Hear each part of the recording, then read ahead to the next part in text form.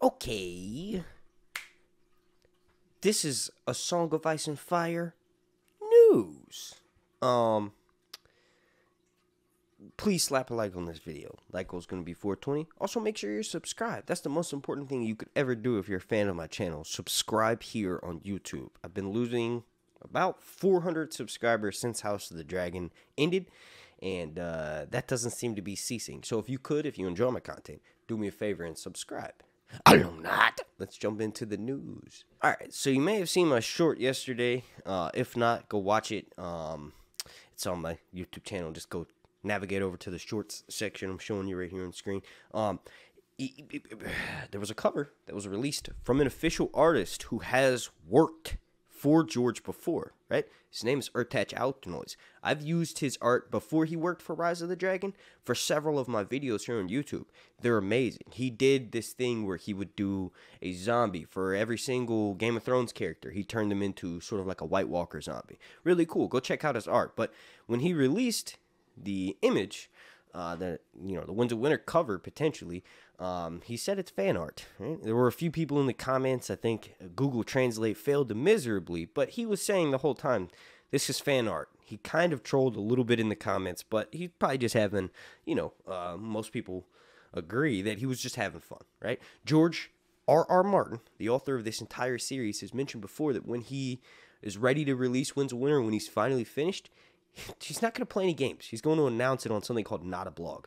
And you've probably heard of it if you're watching this video. Not a Blog is his direct source to fans. Anytime he updates us about progress that he makes on Winds of Winter, anytime he tells us about his side projects like the movie theater train track thing that he's doing in Santa Fe, that's all given to us through Not a Blog, which is in a site, which is basically an official website through George. One of the other things, and this is really exciting, is that Kit Harington did an interview with ETV, and I didn't actually put a video up here on YouTube, but I did on my Instagram. Please go follow me at Sir_Hunts. It's linked down below in the description. I post it pretty often, and I've actually had a few videos go viral, like one of me doing karaoke for My Girl, a Nirvana song. Go watch it and follow me on Instagram if you want. But basically, Kit Harington was interviewed for an event that he was at, and he was asked, has he seen House of the Dragon? Kit goes,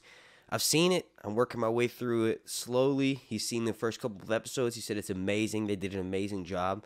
He said it is kind of weird for him to watch it because he feels as though there are other people pretending to be him. Kind of, right? Like, he basically said he feels like there's people in his costume. And, he spent so much time in Westeros, way more time than the, House of the Dragon cast has spent so far. So he kind of feels some type of way about that. It's really funny, in my opinion. It actually makes a lot of sense. Like, I can relate to that. I think ultimately this will give him the motivation to get back into Westeros because we all want to see him return as Jon Snow. Like, let me know down below if you don't want to see Kit Harington return as Jon Snow, and give me a good reason why. Let's debate, because I feel like there's literally nobody that doesn't want him to come back or there to be another, direct Game of Thrones sequel. Like, regardless of whether you hated the show or not, I'm pretty sure deep down you want it to come back. And part of the reason why everybody hated season 8 was not just because of the bad writing. There were some bad writing choices for sure, but mostly because it was ending. Game of Thrones was ending. The greatest TV show of all time was over. So that depression in the fact that, 10 years of our lives, like, a lot of people grew up watching that show, you know what I mean?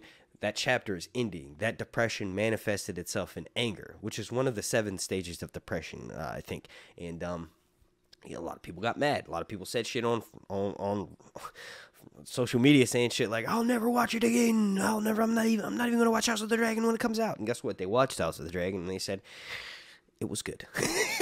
A lot of those people did. So, that's really exciting. Another big thing is that, I actually did like a 37-minute video of this yesterday, put it up on my Instagram. Please go join my, I put it up on my Patreon. You can't upload 37-minute videos on Instagram. But yeah, put it up on my Patreon. You can go join my Patreon for like $2. But basically, I just went through several of the Not a Blog posts and explained where I think George was at in the process of writing Winds of Winter. Let me sort of summarize it here for this video. George R. R. Martin has taken a while to write Winds of Winter, right? One of the things that he's never done is update us this often, this frequently, right? For this amount of time. Usually, he'll say things like, I remember there was a post in 2015, George said he wants to have Winds of Winter at some sort of convention that he was going to be at in 2016. Never came out. He's mentioned several times before that he think it'll be out in, or in 2019, I believe he said, lock me in a cabin if I haven't finished it at the Worldcon next year. So there's been a bunch of updates like that, but he's never updated consistently as he has since right before House of the Dragon came out last year. So since about springtime of 2022, he's been consistently, every few weeks, every couple of months, updating us about his progress. He gave us a major update in 2021 saying things like, yo, I've completely finished entire characters' arcs. I didn't necessarily know what to do with certain POVs, but now I do. It's interesting because when he completes one arc, that usually means he's completing several other characters' arcs as well. Not necessarily POV characters, but other characters that are involved with that storyline, that plot line. So when he says, he didn't directly say this, but he kind of sort of hinted at the fact that he knows he's wrapped up Tyrion, Cersei, and Jaime's journey, and also he's hinted at, wrapping up down in Bravos. He spent a bunch of time with Arya, basically what he said in one of those not a blog posts. And when you wrap up a character like Tyrion, that means you've probably already got the final bulletin points on characters like, get this, Daenerys, Victarion, right? Potentially, like Jorah was never a POV, but Jorah's storyline could be conclude along with Penny. Everybody that's involved with Tyrion over in Essos pretty much is being completed, and that was amazing. We've never seen, that's obviously I threw in my own thoughts in there, but go read the not a blog post for yourself. Just go to not a blog, right? I'm showing you right now. Go to that little search bar, type in Winds of Winter, and you'll see all the posts that George has sort of directly updated us for Winds of Winter. Just scroll back. He doesn't post that often. So if you go back 12 posts, you're looking at posts from like early last year, right? So there are some wildcard posts in there, but for the most part, you'll be able to read it for yourself. This is kind of my summation of it. And I feel like George is making the most progress he's ever made on Winds of Winter. When I watch him in interviews, he's mentally adept. He seems like not only is he sort of got a fire lit up under him, but also he looks healthier. He's losing weight.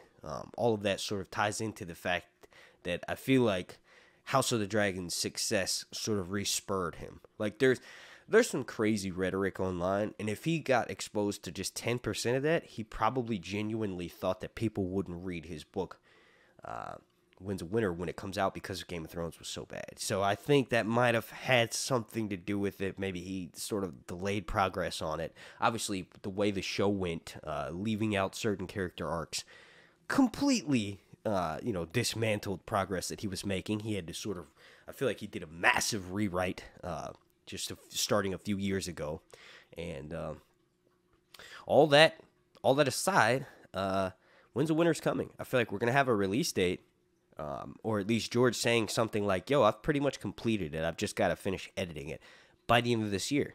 Remember, George had that big thing with Random Penguin House Publishing, his Random House, whatever, Penguin, his publishing company. He did an interview with one of his friends / co-authors, and he was talking about Winds of Winter a fuck ton, right? He mentioned there he only has few hundred pages left to go. So Winds of Winter is coming.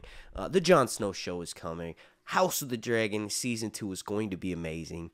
Speaking of House of the Dragon, HBO actually claimed one of my videos from January, right? Initially it was a copyright claim, but I disputed it because it's bullshit. I didn't show more than 10 seconds of their show in my video, and the claim withheld somehow. So the information that I discussed in that video is confirmed. I don't know if HBO does that on purpose, but you know, the $47 that I made from that video goes into HBO's coffers. So now they're even richer.